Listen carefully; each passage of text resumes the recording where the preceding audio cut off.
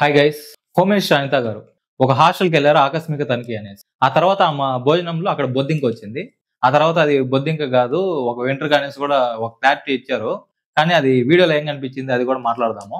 First, ఇలాగా food poisoning జరగడానికి ఈ రాజకీయ నాయకులు కారణమా, లేకపోతే ప్రభుత్వంలో పనిచేసే నిర్లక్ష్యమైన ఉద్యోగుల కారణమా? సో ఈ వీడియో ఈ టాపిక్ మీద ఉంటుంది. నేను కొన్ని డేట్స్ కూడా మెన్షన్ చేసుకొని వచ్చాను.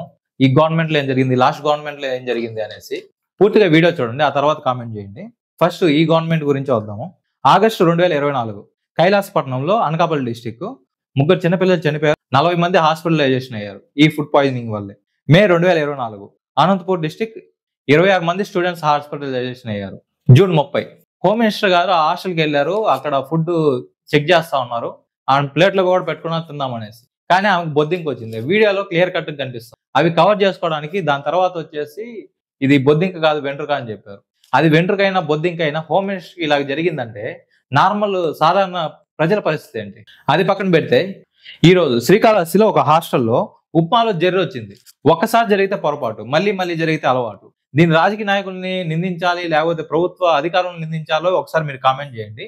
లేదు ఈ గవర్నమెంట్ లోనే జరుగుతుంది, ఇంతకుముందు గవర్నమెంట్ లో జరగలేదు, రాజకీయ నాయకులదే తప్పు అనుకునేదానికి కూడా లేదు. లాస్ట్ గవర్నమెంట్ లో కూడా నవంబర్ 2021 పాడేరు విశాఖపట్నంలో జరిగింది.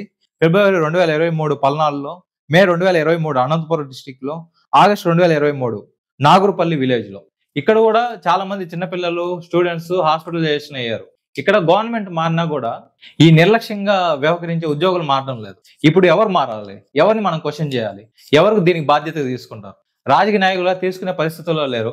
ఇన్ని సిచ్యువేషన్ జరుగుతున్నా కూడా ఎవరో కూడా సైలెంట్ గా ఉంటున్నారు గవర్నమెంట్ లో ఉన్న వాళ్ళు. అపోజిషన్ అయితే వేలేది చూపిస్తోంది, కానీ వాళ్ళ గవర్నమెంట్ లో కూడా అలాంటిదే జరిగింది. ఇప్పుడు ఎవరిని క్వశ్చన్ చేయాలి? మీ క్వశ్చన్ ని కామెంట్ సెక్షన్ లో అడగండి. మీరు ఎవరికి ట్యాగ్ చేయాలంటే ట్యాగ్ చేయండి. Thank you.